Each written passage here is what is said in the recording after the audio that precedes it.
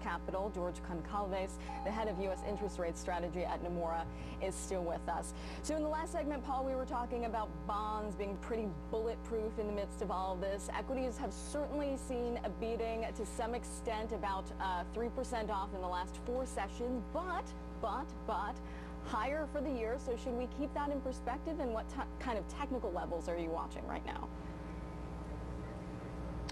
And good morning, Nicole.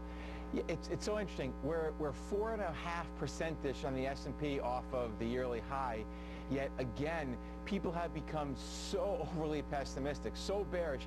You can't turn the TV on, you can't go on a website, you can't pick up a newspaper without the constant barrage of bad news relating to the looming debt ceiling issue. So I think you have to keep, this is certainly more than a glass half full. This is a glass 3/4 full. You're going to have almost record corporate profits. The markets are trading fairly well. The markets have been pretty resilient. Yesterday was really the only day where I saw almost indiscriminate selling across the board. I think every U.S. sector that I follow and almost every developed market, emerging market was under pressure yesterday. Yet, again, we're only 4.5% off of new highs for 2011. So could we come down further? Sure. Listen, in a normal market, the Dow can go down 4 to 8% any given week, 2-week period. It's a normal pullback. I think that's what we are.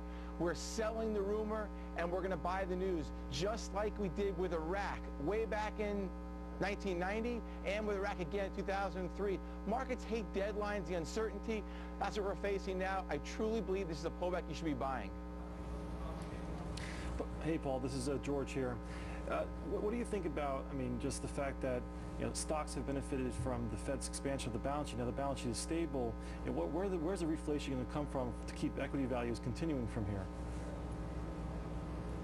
Yeah, listen, it's an excellent point. I don't believe we're in this multiple expansion period. I still believe that the deflationary forces are much more powerful than the inflationary ones. Listen, corporate profits are growing every year, and profits are growing faster than the market, which in normal times you'd see multiples expand, market go up much more than corporate profits. You don't have that now. So what you're really seeing is more and more value each and every quarter. You're going to have almost record profits now. So I don't think you're going to have this big reflationary theme. I think we're stuck in the mud growth-wise. 0 to 0.5% on the downside to maybe, if we're lucky, 2.5% on the upside. The markets and the economy are going to plod along slowly. Markets should return this year. Now, mid to upper single digits. Maybe if we get lucky, maybe we get 10% out of it. Yeah. Paul, I hear your arguments, and you make a good case, and people who are investing in equity markets would make precisely the arguments that you're making.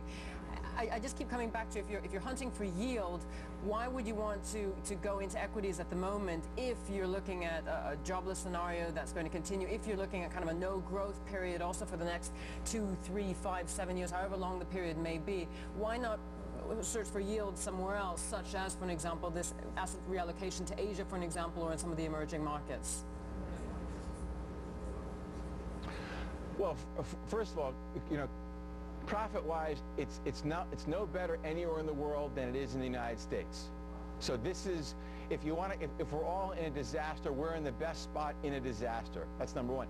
If you're searching for yield, listen, yields have been thin for years and years and years. I don't think anybody has found this magic elixir to find greater yields. But Paul, but I do think. Yeah. Aren't they in a sense empty profits, though, when you say that the profits haven't been healthier?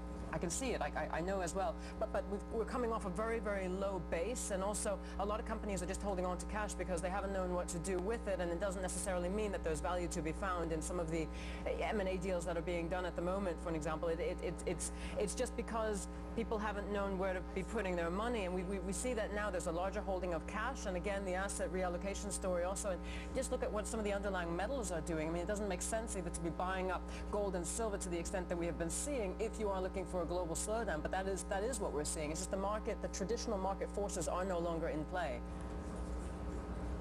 I'm not sure they're no longer in play, but listen, every cycle is a little bit different. So the gold story, it's not all the metals. You're talking about gold is now a currency. Everywhere you look, people are talking about not holding paper assets or lightening up on currency. So gold is one of the prettier people at a not so pretty dance. But again, it comes down to where's your money going to be best treated.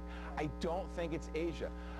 I still have serious concerns that China is growing way too fast and they're having trouble stamping out inflation. We have the opposite problem here in the U.S. and certainly in Europe's even worse. So if you're asking if you have to be in the system, the financial system, I think you have to look at the United States first. I don't think, personally, I have a very small allocation to emerging markets.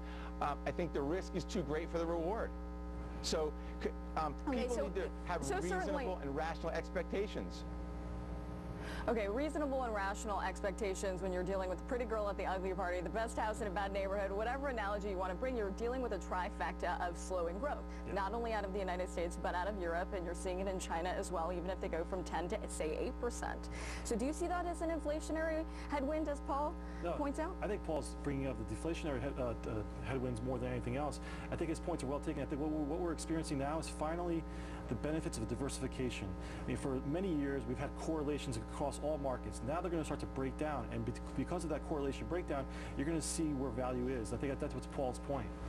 Where is the value? That's the question. Okay, hold that thought. I'm going to tease that to break, actually. George Goncalves, head of U.S. interest rate strategy at Nomura, sticks around for our final segment. Paul Schatz on those safe havens, president and CIO of Heritage Capital. Always great to see him as well. Coming up next, we look ahead to the day of trading on Wall Street, and we discuss some of those safe havens, whether it's gold, whether it's treasuries, what to do with your money amid this market turmoil. Stay with us.